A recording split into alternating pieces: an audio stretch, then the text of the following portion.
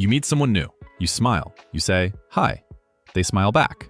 They say hi. And then, nothing. Your mind goes completely blank.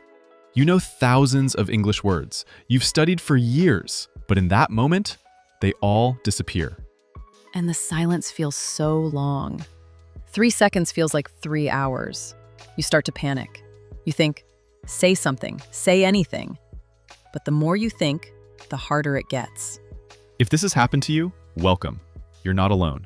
This happens to almost every English learner. And honestly, it happens to native speakers too. Today, we're going to fix this. We'll give you simple techniques and real phrases to keep any conversation going. No more awkward silences. No more panic. I'm Ryan. And I'm Ella. Let's get into it. Before we begin, if you find this episode helpful, please like and subscribe. It really helps us reach more English learners like you. Let's talk about why this happens. Why does our mind go blank when we meet someone new? There are a few reasons. First, pressure. When you meet someone new, you want to make a good impression. You're thinking, don't make a mistake. Don't sound stupid. Don't embarrass yourself. That pressure takes up space in your brain. It leaves less room for actually thinking of things to say. Yes, it's like your brain is running 2 programs at the same time. One program is trying to have a conversation. The other program is judging everything you say. Exactly. And the second reason is, we often don't know what the goal of small talk is. In school, conversations have a purpose. What's your name? Where are you from? What do you do? Question, answer, question, answer. But real conversations don't work like that. Right. Real conversations are more like playing catch. I throw the ball to you, you catch it and throw it back. But if I throw the ball and you just hold it, the game stops. Yes, that's a perfect way to describe it. Many learners hold the ball. They answer a question, but they don't throw anything back. So the other person has to do all the work. And eventually, that person gets tired. The conversation dies.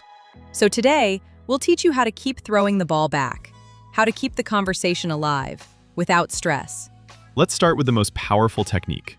It's simple, but most learners don't use it. It's called the follow-up question. Here's how it works.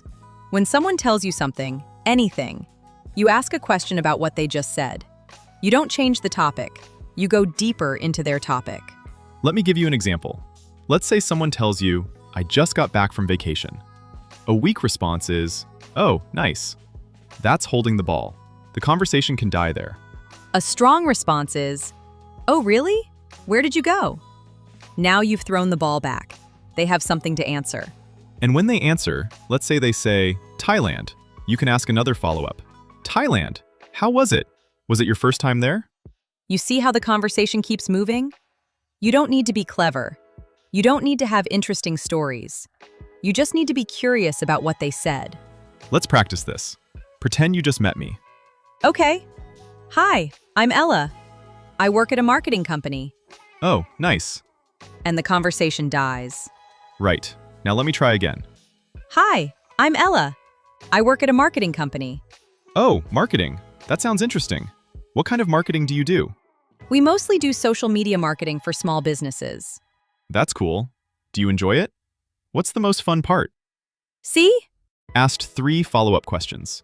He didn't talk about himself at all. He just stayed curious about me, and the conversation flowed naturally. Here are some simple follow-up questions you can use. How was it? What was that like? How did you get into that? What do you like most about it? How long have you been doing that? Write these down. Practice them. They work in almost any situation. Now, you might be thinking, but Ryan, if I only ask questions, won't I seem like I'm interviewing them? Good question. Yes. If you only ask questions, it can feel unbalanced. The other person might think, why won't this person share anything about themselves? So here's technique 2. Share, then ask. The formula is simple. First, share something short about yourself. Then, ask them a question. Let me show you. Let's say someone asks you, what do you do? A weak answer is, I'm a student. That's it. Dead end. A stronger answer is, I'm a student. I'm studying computer science. It's really challenging, but I like it. What about you? What do you do? You see the structure? Share something. Add a small detail or feeling. Then ask them the same question back. This does two things. First, it gives them information about you, so they can ask follow-up questions if they want. Second, it keeps the ball moving. Let's practice. Ryan, ask me where I'm from. So, Ella, where are you from? I'm from Spain. Okay. Right. Let me try again. Where are you from? I'm from Spain, a small town near Barcelona. I miss the weather there, honestly. It's so cold here. Where are you from originally? Much better. You shared three things: where you're from, a detail about the place, and a feeling. Then you asked me the same question. And notice, I didn't give a long speech, just 2 or 3 sentences. Then pass it back. That's the rhythm of good conversation. Share a little, ask a little. Share a little, ask a little. Here's one more technique that's very useful. It's called comment plus question. This is great for when someone shares something and you want to respond, but you don't have a personal story to share. Here's how it works. First, make a short comment about what they said. Then, ask a question. For example, someone says, "I've been learning to cook recently." You could say, "Oh, that's great. Cooking is such a useful skill. What kind of dishes are you making?" The comment shows you're listening. The question keeps things moving. Another example, someone says, "I just adopted a dog." You could say, "Aw, congratulations. Dogs are the best. What kind of dog did you get?" Or even simpler, "Oh wow, that's exciting. What's their name?" The key is, don't just say nice or cool and stop. Add a small reaction, then ask something. Okay, let's talk about something that terrifies many learners. What do you do when you don't understand what someone said? This is so common. Someone speaks quickly, uses slang or mumbles, and you have no idea what they said. Many learners just smile and nod. They pretend to understand. But this is dangerous because the other person thinks you understood, so they keep talking, and you get more and more lost. It's much better to ask them to repeat or explain. And here's the important part. Native speakers do this all the time. It's completely normal. Here are some phrases you can use. "Sorry, could you say that again? I didn't catch that. What did you say? What do you mean by... Sorry, I'm not familiar with that word." You can also ask them to slow down. "Could you speak a little slower? I'm still learning English." Most people will be happy to help. And honestly, when you admit you're learning, people usually become friendlier. They slow down. They use simpler words. They want to help you. So don't be afraid to say, "I'm still learning." It's not weakness, it's honesty, and it makes the conversation easier for everyone. Okay, let's put everything together with a full conversation. Ella and I will demonstrate. I'll be someone you just met at a work event. Ella, you're an English learner meeting me for the first time. Okay, let's do it. Hey, I don't think we've met. I'm Ryan. Hi, Ryan. I'm Ella. Nice to meet you. Nice to meet you too. So what do you do? I work in customer service for a tech company. It's busy, but I like talking to people. What about you? I'm in sales actually. Been doing it for about 5 years now. Oh, nice. Do you enjoy it? What do you like about sales?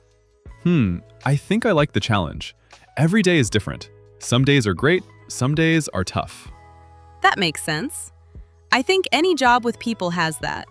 Some days are harder than others. Exactly. So, have you been at your company long? About 2 years. I'm actually thinking about learning more about marketing, maybe changing teams. Oh, that's cool. What interests you about marketing? I think I like the creative side, making content, thinking about how to connect with people.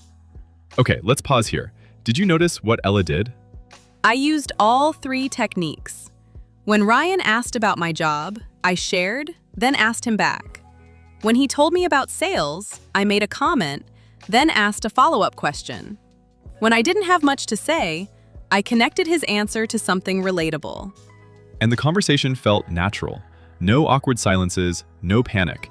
Just 2 people being curious about each other. So, here's your challenge for this week. Next time you talk to someone, anyone, try using one of these techniques. Just one. If they share something, ask a follow-up question. If they ask about you, share a little, then ask them back. If they say something interesting, make a comment, then ask more. You don't have to be perfect. You don't have to be clever. You just have to be curious. And remember, awkward silences happen to everyone, even native speakers. The difference is, now you have tools to fill those silences. Let us know in the comments. What's the hardest part of meeting new people for you? We read every comment.